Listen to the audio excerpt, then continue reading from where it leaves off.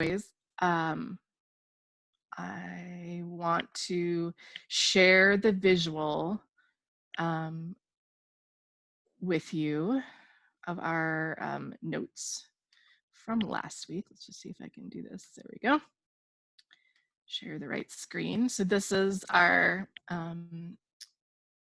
visual summary of what we talked about. We focused in on the framework of the 6 principles of trauma-informed care in terms of thinking about our return to school and which ones really stood out for us, which ones we wanted to prioritize, and safety and trust came through loud and clear, as did kind of cultural awareness and equity issues. Lots of good conversation around locus of control, like what we can control and what we can't control, and how we process that. And a lot to think about. I'm still trying to figure out how to bring in this great conversation around shame and vulnerability and trust that we started kind of at the end. Yeah, I'm still noodling on that one, but I think that's something we really can dive into in the future. And again, you know, holding space for the pain when we return, not just jumping back in, not diving in without acknowledging kind of what we've been through is big on people's minds. So yeah, I just wanted to share that. So today, there's a couple things that have been on my mind that I think we can talk about. The first one that I've been really thinking about a lot is self and collective care, right? Not just self-care. We've talked a little bit about taking care of ourselves, and some of you have been so sweet and mentioned that this is a form of self-care for yourself. I love that. And I'm happy to provide that space. But also really thinking about, you know, when we focus on self-care, we can feel really guilty that we're failing. I know I feel like this a lot lately. I'm very busy and not doing a very good job of taking care of myself and pausing and trying to manage, you know, my kids and their work and this work and everything that's going on. But it reminded me to think about the sense of collective care. And I think that's what we're going to focus on our first great breakout session, is that idea that, you know, the systems that we create, whether in our community, in our neighborhood, in our family, in our schools, especially in this context, thinking about collective care. So the self is when we take care of ourselves, and the collective care structures is when we set up systems that help us take care of each other. And that makes it's kind of like that concept of resilience, right? Asking people to be resilient in the face of inequity and injustice is not okay, right? We can't just say, be resilient against these systems that are oppressive and racist and unfair and inequitable without trying to address the system. So thinking about self-care in the same way, instead of just focusing on your need to care for yourself in a system that's overwhelming, what can we do to promote collective care?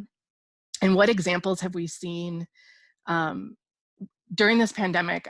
Okay, let me clarify this question a little bit. I think during this pandemic, what examples of collective care have you seen come out? I can think of quite a few.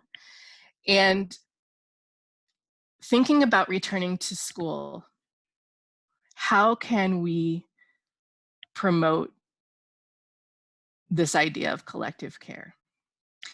Someone had a great Twitter feed this weekend. I think it was actually yesterday. It was making me like ugly laugh, cry, because they asked people for examples of kind of empty self-care things that had happened in school buildings, like cutesy self-care that made it so much worse. And the examples that people gave were kind of horrifying. You know, lots of like free passes to wear jeans, you know, popsicle sticks with like motivational sayings that you were supposed to pull out when you were feeling sad. I mean, not that all of these ideas were bad, but they were very similar, the ones that kept coming up, that it wasn't helping. You know, like mandatory making of stress balls was not relieving the stress that they were feeling as a collective. So it also really reinforced this idea. Okay, so as heading into our first breakout, what examples have you seen of this idea of collective care now? And how can we focus on collective care when we return to our buildings that's not empty? Sound good? Jazz hands, thumbs up. Okay, great. All right, Jenna, will you break us out?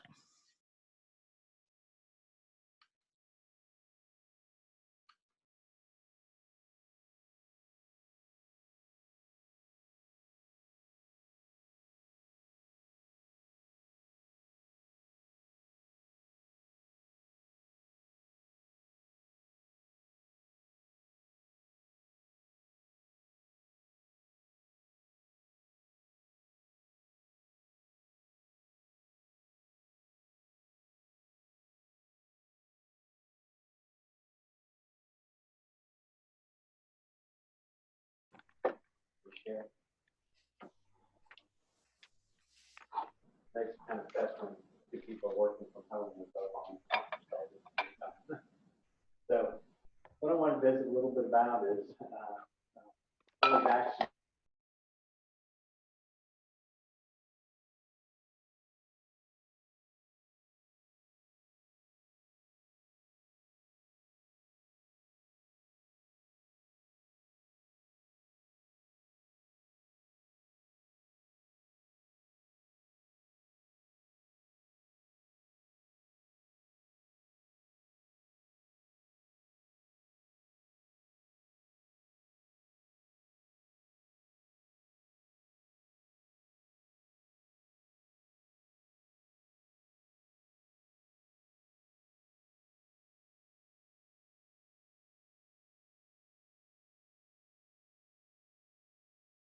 teachers have been creating live workout sessions that they could join in with, but then also to staff and students. So I'm just taking some notes. Yeah. That's awesome. There first before going into to how we see community self-care evolving would be great. Did you want to start? Self-care, I was just on a webinar with Elaine Miller-Carrez, and she was talking about community resilience model. And she has a whole lot of good ideas, like grounding, tracking, a whole lot of skills that you use. And I think if people do that for themselves, if adults, teachers did that for themselves, and then integrated that into the classroom, it would be really good. Yeah. So I think if you look up that community resilience model, there's some videos on ACEs that they've created. I think those would be great for self-care, but then if everybody did it, it would be helpful. Yeah.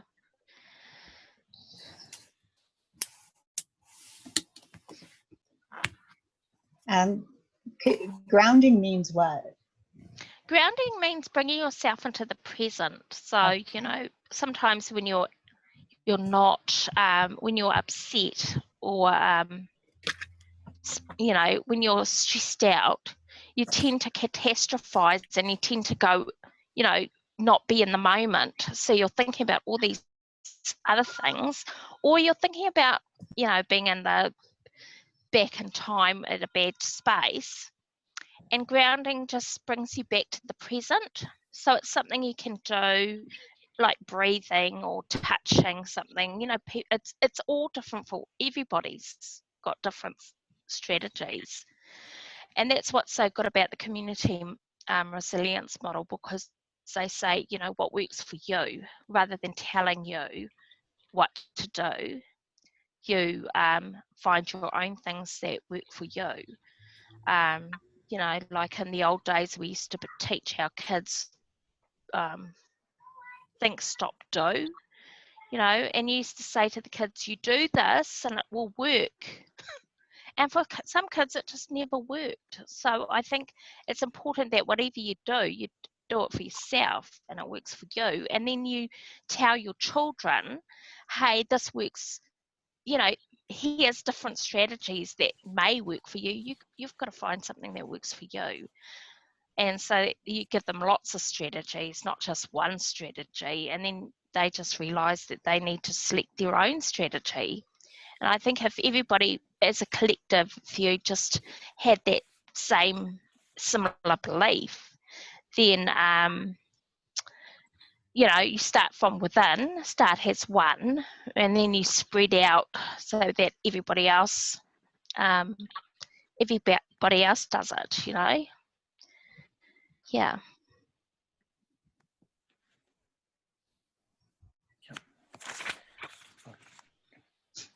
I can, this is Bill Fogel, and I'm actually from Massachusetts, school psychologist working in a middle and high school, and we are definitely still doing our distance learning out here as well.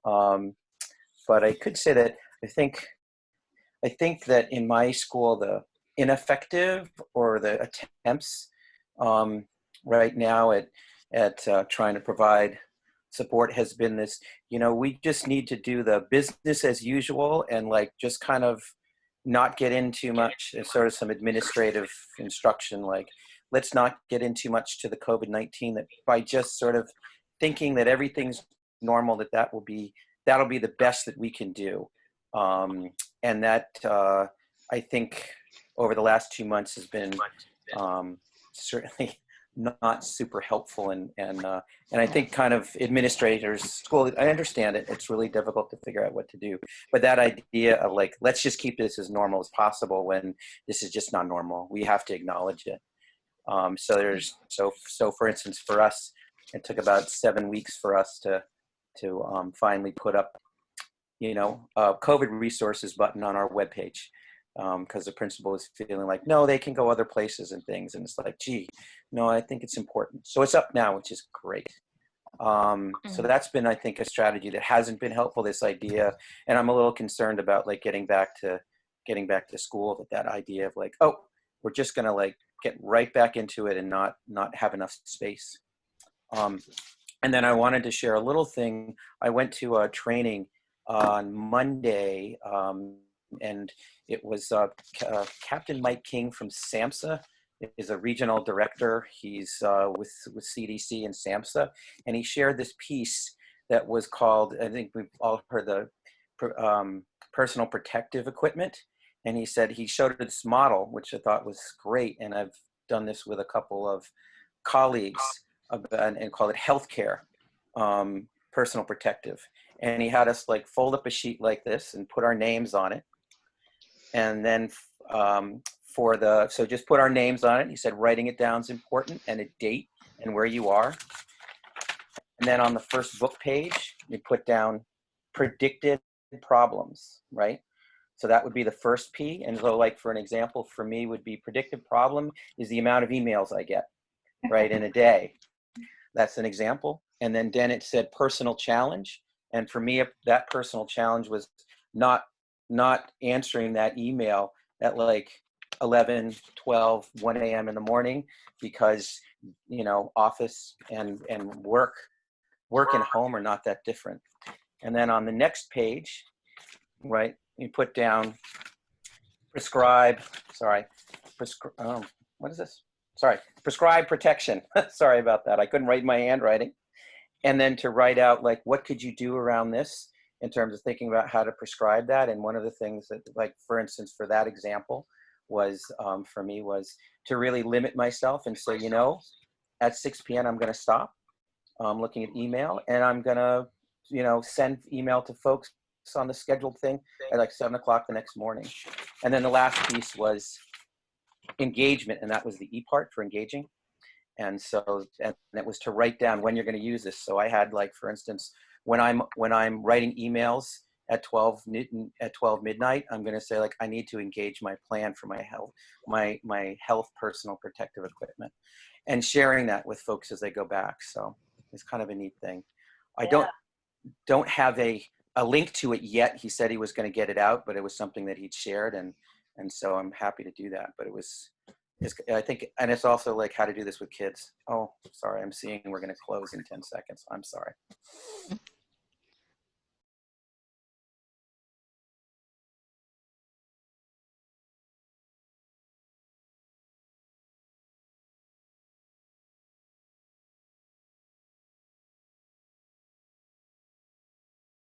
Unmute myself. Thanks.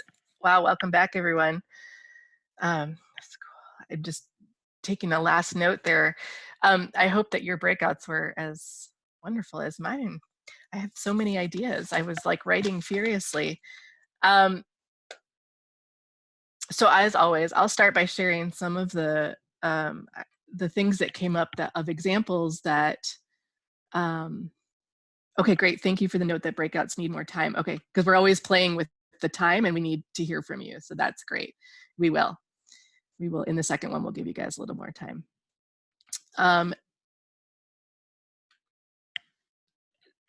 Some great examples of things that are going on now.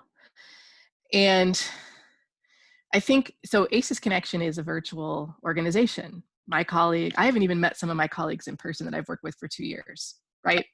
But I feel very connected to them, very close to them. And that's because we're a trauma-informed organization, or at least we aim to be, right? That's our goal. But we do spend a lot of time connecting. You know, we do a lot of check-ins at the beginnings of every meetings. We hold space on our calendar if people just want to show up and talk to each other. We do a lot of things that keep us connected. And I heard some of that resonated in my group, that, you know, it took a little time to shift to but in STAT, we were really focused on, you know, adults in our conversation, but what kind of collective things have they done virtually to try to keep each other connected? And that some people had tried to share like free yoga videos and free mindfulness and, you know, live workout sessions, but also just allowing space, you know, for staff to check in with each other instead of just jumping into the meeting, and making sure that people are okay, and pausing for that, which I really loved. And one person in our group, their district had set aside this last 2 weeks of school. The school board changed the schedule so that the last 2 weeks of school are just professional development for teachers, because we got into an interesting discussion about the technology, you know, and the demands. If you're not that comfortable teaching online, right, this is all new for you, how feeling effective, that feeling of being efficacious, is really a big part of not burning out and feeling like you're a good teacher. And part of your resilience and self-care is feeling effective. And that often when we're talking about making this shift to being a trauma-informed school, we talk about this a lot because we're asking people to often make a big change in the way that they do things. And where a lot of resistance comes in is people feeling not effective in their work. And it's scary. And if they don't feel like they can take a risk and it's not safe, like remember all of those principles that we talked about last week and how they all interplay with each other, if they don't trust they can take risks, it's hard for people to make the shift. And so it was a summit in our group brought up, this is happening now with technology, that there's resistance to this because, I mean, it's not ideal for one thing, but also people are scared. It's scary. They're having to try something new. They're having to take risks. They're having to for some learn a whole new thing, and making space for people to, you know, both build their skills. So this idea of lots of professional development, and just letting them know that it's okay to take risks, I think was great. Let's see. So that was like our quick summary. And So Bill, can I call on you? Jenna said you had something great to share in your group. I'm going to try to unmute you. Hold on. Whoops. There we go. You're unmuted. Sorry. Hi. I'll try to do it quickly, but I went to a training, and Captain Mike King from SAMHSA, he's a regional director at SAMHSA, presented this as a resiliency tool for specifically healthcare workers. And the brief of it is it was thinking about, everybody knows about personal protective equipment, and what he's talking about is kind of health personal protective equipment, things that we can all do. And so what he kind of said is, the first thing you do is you take a piece of paper and you fold it in half, like so. You put your name, your date, and where you are. And then for the first part of the P in PPE, you predict problems that may happen right now. And I'll try this super quickly. What I said was, the amount of email that I get every day is a problem for me. And then a personal challenge is the next part down here, folks can see on the paper. And for that was that I'm answering email at 11, 12, or 1 a.m. in the morning, right? So write down prescribed, and this was prescribed protection for yourself. So for me, that's like setting a hard line of like 6 p.m. is the last time I'm going to look at my work email. And then I'm going to send correspondence to folks, and I'm going to schedule that send at 7 a.m. in the morning, and be able to be clear on also, is this email that has to be urgently responded to. So that's the second P. And then the third one is engage. When are you going to engage your HPP? And the thought is that, once you write that down, it's more likely to happen. So for me, when I find myself answering emails at 9, 10, 11, 12, I'm going to engage my HPP, this is my plan. And clearly this can be a lot of things. I've showed it to some teachers and some counselors, and they really love the idea. And the thought was to maybe try to go and think about how to create some things like this for students when they come back. Again, not my tool. I want to give full credit to Mike King for that, but we are thinking how to take it from the frontline healthcare workers and move it into more of a school-based tool. I love that. That is great. And I think not just students, but staff. Yes. This should be what we do with staff when we return. This is a great tool for doing that. I love it. Yeah. Thumbs up. Amazing. And I would love to hear anyone else want to share what ideas came up for staff when we return, or things that they've tried now that have led them to think about things they can do when they return. Anyone else want to share from their group?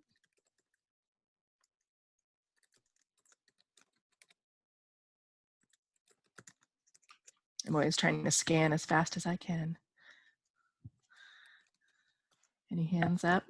I know there was lots out there.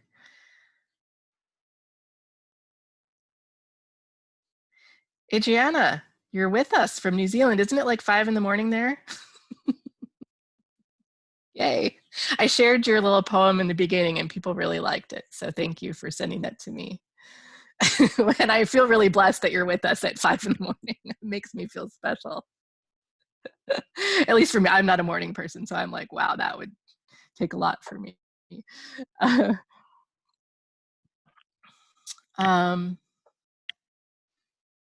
All right, anyone?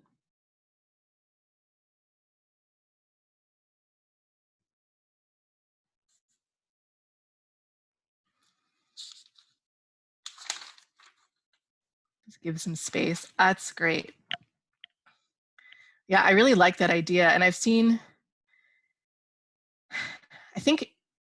I'm just really hoping that districts can take time, whether, I've heard of quite a few districts that have done this rescheduling, where they're spending the last 2 weeks doing professional development on something. Hopefully it's something that's really helpful. But I really do hope that in the beginning of the year, there is time set aside for the adults first to come back and figure out what they need in their buildings to take care of each other, instead of just being thrown right in. Yeah, and I so going to use that example with people. That's wonderful.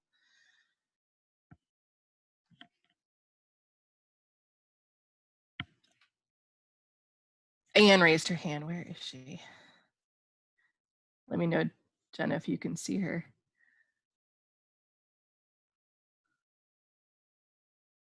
Hold on. There you are. Okay, Anne, go ahead. I think you're Hi, unmuted. thank you. Hi. Yeah, I just wanted to, so I've been attending a lot of different groups having these same similar conversations. And the one that was most surprising to me and gave me the most hope and excitement and sort of rejuvenation was a panel of lawyers thinking about the equity loss that's happening in the long distance learning and potential legal challenges to what's happening, especially with inner urban areas and outer rural areas. But at the end of that particular session, it was lawyers from the ACLU, from the NAACP, from the Educational Law Center, and a couple of other groups too. They all stood around and said that trauma-informed care has to be at the top of the list for all schools as kids come back, because the trauma has to be addressed and has to. So they are asking, one of their requests is that teachers are trained over the summer or before the schools open in trauma-informed care. And I just love the fact that trauma-informed care, we're heavily involved in the groups I work with in San Diego. We're heavily involved with restorative practices and restorative justices in our school. So it was just a wonderful, just national outcry for social emotional respect for our kids. That's great. That's really great. I'm really glad to hear that. And I agree. And I like I keep saying, like, if I could make things happen, I would mandate that for everybody, but I can't make things happen. Okay, Davis and then Adriana. Okay, Davis, let me unmute you. Okay. Thank you. I am new to this group. My name's Welcome. Davis. I live in Oregon. My background is an educator, but I currently work, and this is a tangent from the lawyers discussion, because I work and I teach at the Boston Architectural College. I do physical design. I call myself a trauma-informed designer. It's important. So this is something that I wanted to share with the group to let you know that we and my colleagues are, as much as we have the capacity for it, which as everybody, it feels like I'm stretched extraordinarily thin as I work with my own daughter at home, you know, to address going back to school and being at school and the physical environment of how that can support trauma-informed policies. I have a chapter in the Eric Rossin book that just came out, Supporting and Educating Trauma-Informed Students. So, you know, I'm here to listen and learn from your conversations and your discussion, but I just wanted to sort of introduce myself and let you know that I'm this is near and dear topic, and working very hard to show up and be available for people and to be a support and a resource as much as I can be. So thank you. Welcome. Thank you. Yes, And thank you. I love, yes, that is absolutely something I think about a lot, is this whole idea of space and design and trauma-informed design. And I'm so glad that it's gaining momentum. During one of community resilient meetings in Riverside that I attended, there is an urban planner who's a trauma-informed urban planner. So he sees everything he does with parks and planning through this lens, and it just keeps reminding me that we can apply this to so many, you know, to every area, and to think this way. And so I'm actually starting to read the second edition, so I'm going to definitely be excited to read your chapter on space. I love it. Adriana, where did you go? There you are. Hold on, let me unmute you real quick. If I can, hold on. It's not letting me. Okay, lower hand. Okay, go.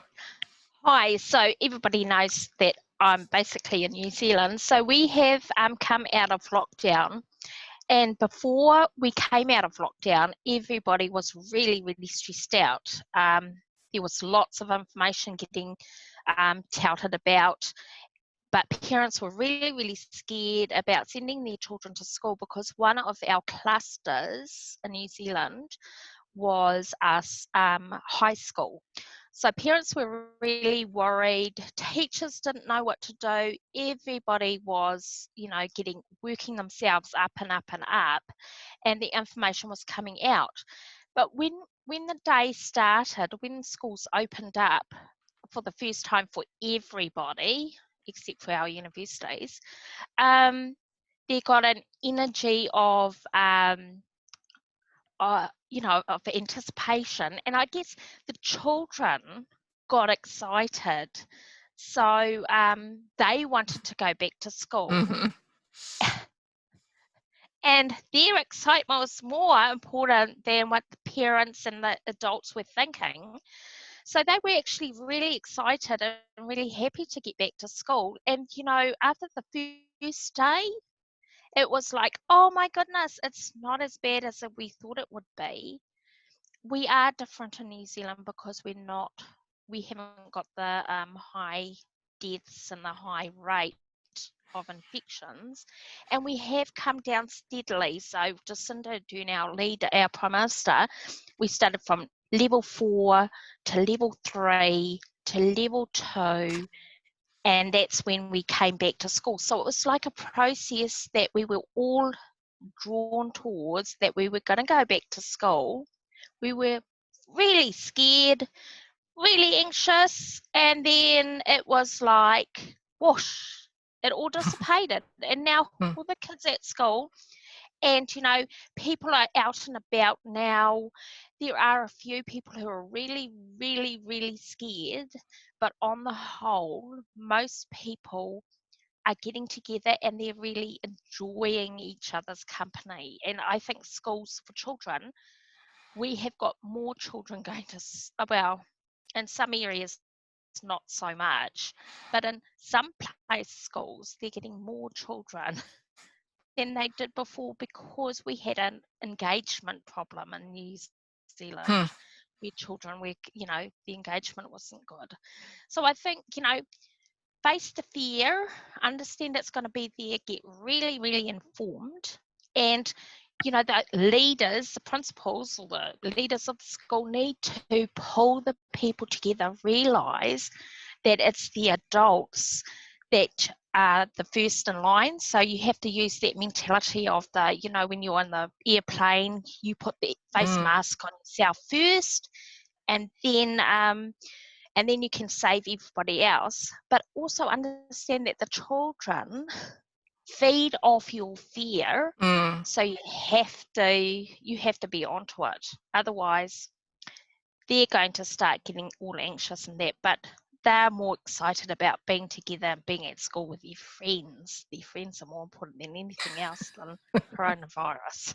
Yeah, that's it. Thank you. Oh, it's always so great to hear you guys are like the forecast for the future. And, I'm just like, I think it's a really great opportunity for us to soak up some lessons of your experience. So I really, really appreciate you sharing. And that's why I think this idea of self and collective care has been so much on my mind lately. Exactly. Like I've always, the work I do with schools is always focused on adults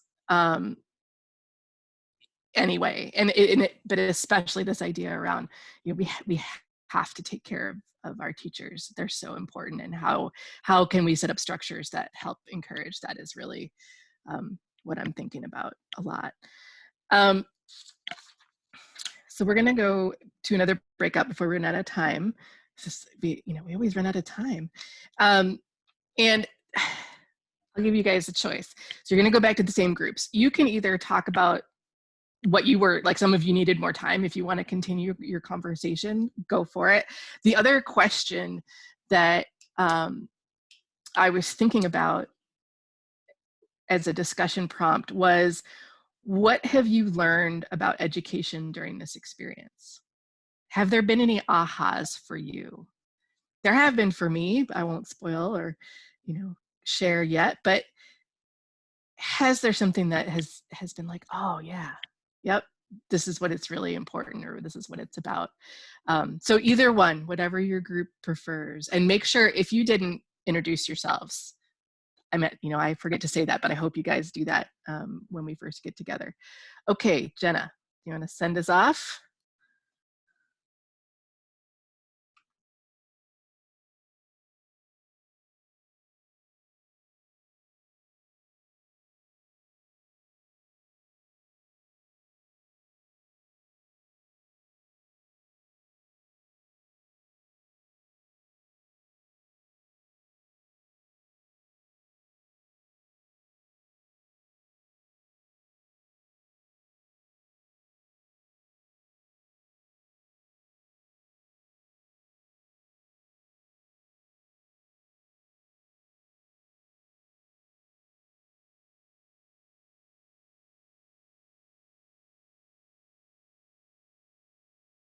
Anybody gonna go first?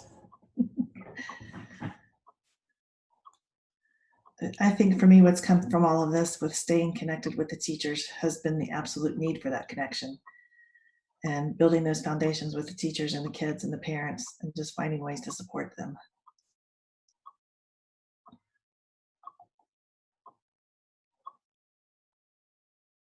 I think I've seen with my own children who are in middle and high school just how much time had been spent on preparing for tests, end of the year tests, and how much energy and anxiety went toward that, and the relief of having that taken away has been palpable. And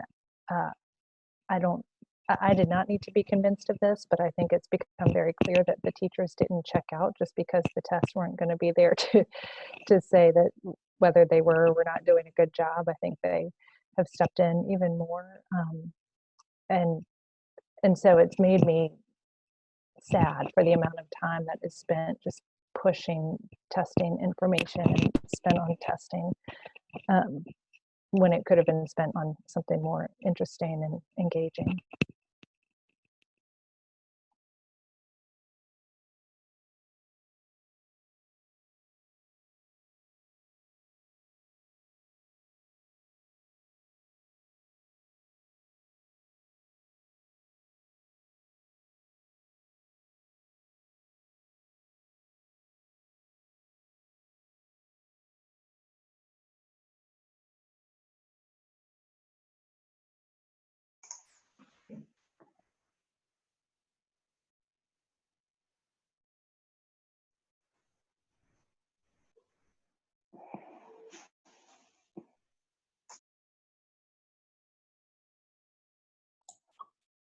Carrie, did you get to see your kids go in a different direction when they weren't pressured by the tests? Did the teachers, did they change to allow them more freedom to go deeper into some of the subject matters? We did, and a lot of it became, the focus was more on projects, and so I think there was more of an opportunity to explore individual interests through project choices that were not all I think they were designed to minimize screen time. And so whether it was something in the kitchen or outside in the garden or whatever, I think it was just such a relief to see some of these things included in an academic environment, that and an acknowledgement that learning could happen in those ways. And I think a lot of projects became group projects to help facilitate communication between students. What we've learned about education in light of all this that we've been experiencing. Okay, well, I'm Michelle Metlin and I teach at Colby High School in Colby, Kansas. And I work with kids who are recovering courses, and I also work with kids who are taking online college courses. And so all of mine were pretty already set up because they're already all online anyways. So for myself, it wasn't that big of a change, and my students, it wasn't that big of a change when we switched over. But as far as schoolwork wise.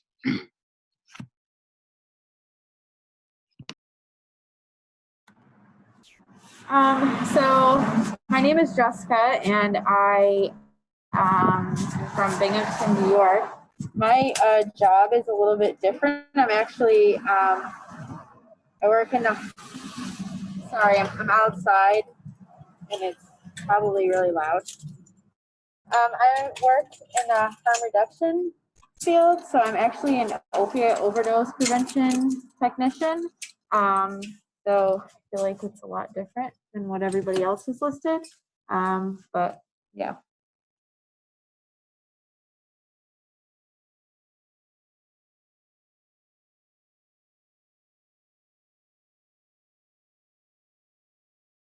Well, 6 weeks no school.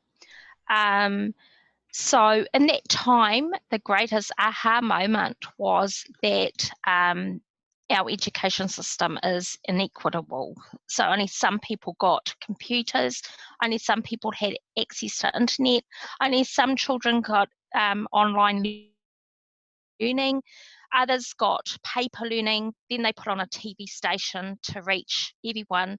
Parents realised, I think at that time, parents realised their level of learning for their children, and some of that was inconsistent with what the teacher had been telling them. So now everybody's realising, hey, you know, there's that disconnect between teacher and schools. There's also a disconnect between, you know, it's inequitable. So that's what we've realised.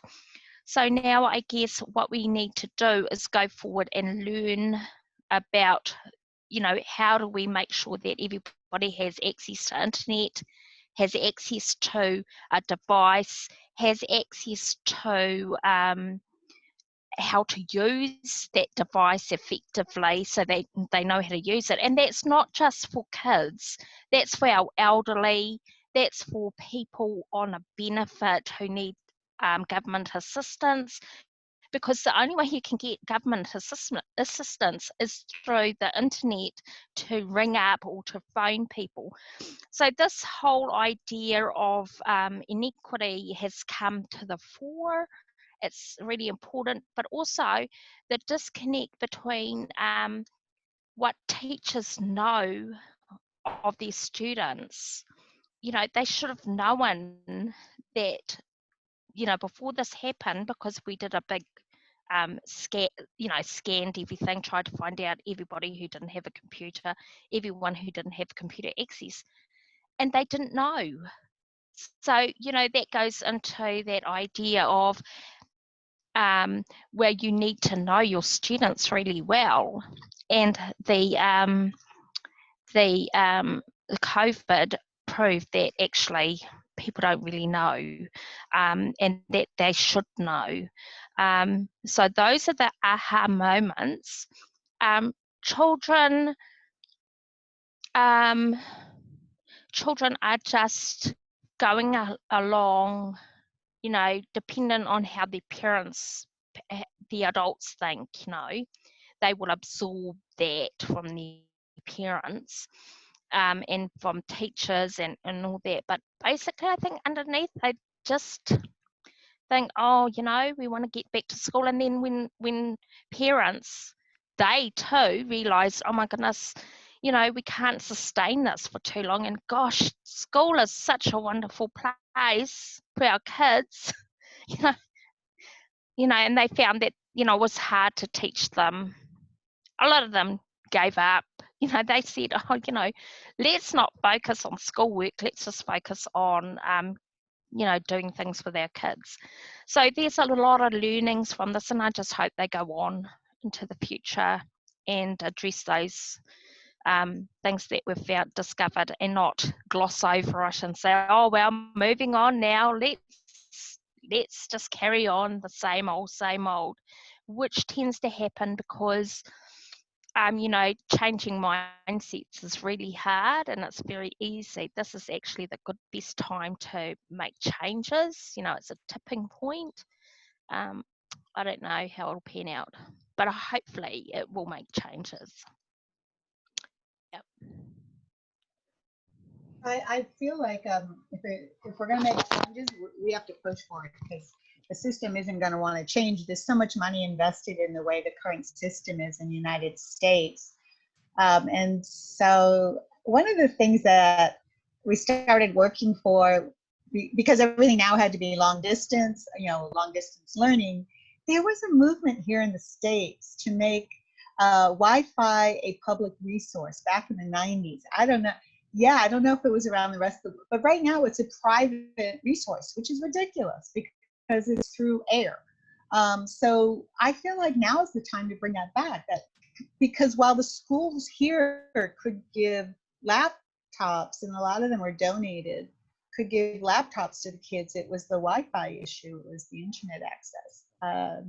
So I think if we could create a concerted call for it's public Wi-Fi, and because what they did here was they gave them laptops, and then they closed the libraries, which was only access to internet. So it was crazy, crazy, crazy. So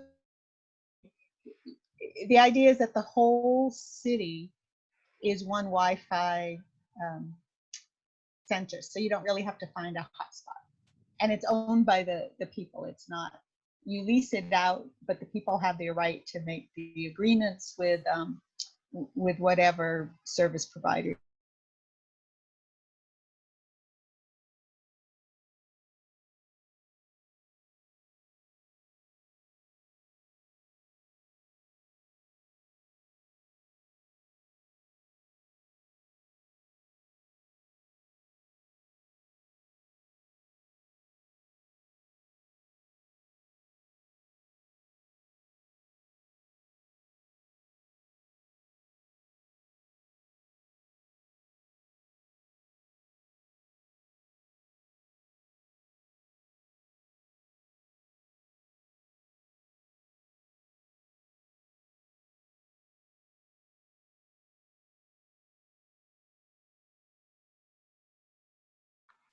All right, welcome back, everyone. Oh my gosh, we had such a great discussion. I'm just so thrilled. We really started talking a lot about what we've learned, what's been highlighted for us. We jumped right into that, and it's a lot of what drove me to start these conversations to begin with, and what my blog has been about. And it's teachers have it was brought up, like, teachers always say, like, education could always be better if, but never had the momentum or the power or the feeling like this has accelerated and really pushed this change, a lot of changes that are good, even though it's chaotic and scary, and there's a lot of challenges that we've needed this push for so long um, to do things differently and to really expose some of the inequities that exist and really lay things wide open for us. And so that is the kind of silver lining, the bright side, right? That we can really dig in, and that forcing the kids to be away from us really highlights how much they do really want to be with us, even when they say they don't. Kind of what Adriana was saying, like, the kids were so excited to come back, right? That as much as they grump about school and teachers, and they really do want to be with us. And just the awe and amazement with how fast many teachers shifted and did such an amazing job, and also kind of the disparity where some districts didn't. They kind of checked out, both the kids and the staff. Like, that is going to be interesting to study, is the different reactions. But it also, again, our group really talked about how this has highlighted, the inequities obviously existed before, but the going through the motions and the structures that we had covered a lot of those up, or allowed us to, we just kept going, just doing every day, just kept going and going, even though we knew they were there. But the lack of access to technology and special education and all of these things that are coming up right now have really been exposed and laid wide open, and we can't ignore them. And that knowledge of ACEs and trauma-informed approaches and a restorative justice and all of this is going to be so much more important.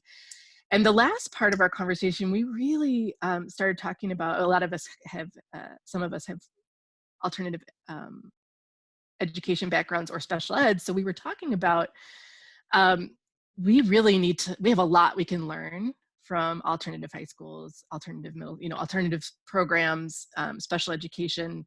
The love and connection they have with kids often is what brings kids back. The student-driven learning, like the flexible scheduling and allowing kids to really follow their passions and not being so prescriptive. And really what was emphasized was the trust in adults, right? Let's trust teachers to do their job and not micromanage every part of it and not be so prescriptive, and let people take some risks and be creative. And really thinking about this student-driven learning, how that has come up right now with people experimenting with this online learning and trying new things, and that's really worked for my kid. Last week he won an award for most improved in his school, because my kid's like, he hates school, and like C's were I was like, all right, you're all C's, we're good, just graduate.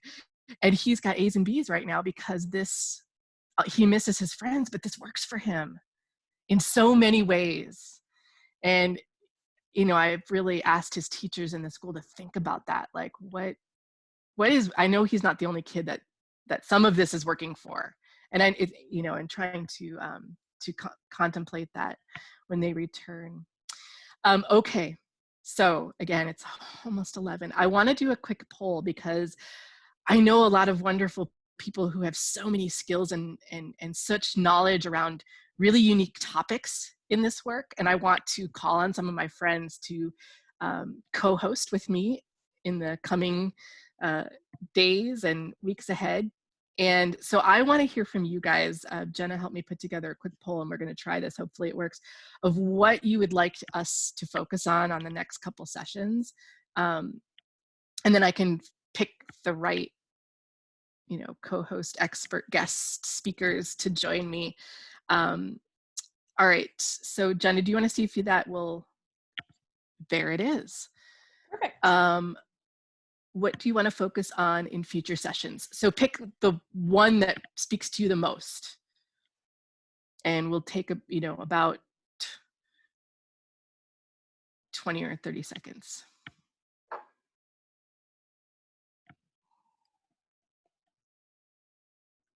And we'll do them all. I know people who can talk to all these things, but I just wanted to get some sense from you which one is like the most noodling on your mind. Okay, great. So I'm going to end the poll, Jenna, and share it. Great. So it looks like equity and the more in-depth polyvagal theory and regulation strategies. So we'll have Emily come back and do probably a whole session just on that. And special education and student-driven learning. Yes, student-driven learning next. That's really helpful for me. So I will, and if you have other ideas, like these were the ones that have come, that continually keep coming up for us that we haven't really like dove into. So if you have other ideas for us to focus on, please put it in the chat or send me an email, or, as always, communicate with me. I'm open to ideas. And I was just looking at the chat because it sounds like you guys are having a great conversation. Creativity and yes, being creative. Thank you. I love that. In the homeless, huh?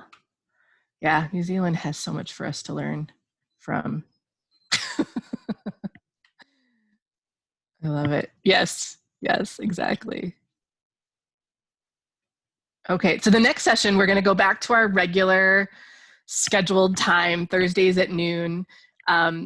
I just had a webinar today at noon. So here's an example of how much people are needing this. So ACES Connection has today, right, Jenna? It's today, a session with Gabar Mate and Cracked Up director and star, and they're focusing on trauma as the root of addiction. We have 9,000 people signed up. You guys, 9,000 people. Like, what the heck? How awesome is that? And then this webinar that Emily and I are going to do today, it's a free webinar, and we're doing it in conjunction with Emote. And we thought, okay, maybe a couple hundred people will come. It's, we're just going to put it out there. I have 5,000 people signed up. So I'm going to pretend that there's only, like, I'm getting rid of 2 zeros so that I don't freak out completely, and pretend there's only 50 people there, because I can handle that. But yeah, I think it's just really, it makes me hopeful and happy that there's districts, there's, superintendents are on that list. We have people from all over the country. We have teams of 30 from districts coming to that webinar. So for me, that made me feel very hopeful that what we've been talking about, how this needs to be such a focus and a priority, that it might actually be happening. So I really, fingers crossed that's true. And I'm very encouraged and a little terrified at the same time. Okay, so thank you everyone for coming. It is now exactly 11:01. So we will end, and next week, Thursday noon, I will send out the blog Monday, Monday's a holiday, so probably Tuesday, with the topic and the registration link and all of that. So please join us next Thursday at noon. And it'll be nice to see you all again. Bye everyone. Thank you.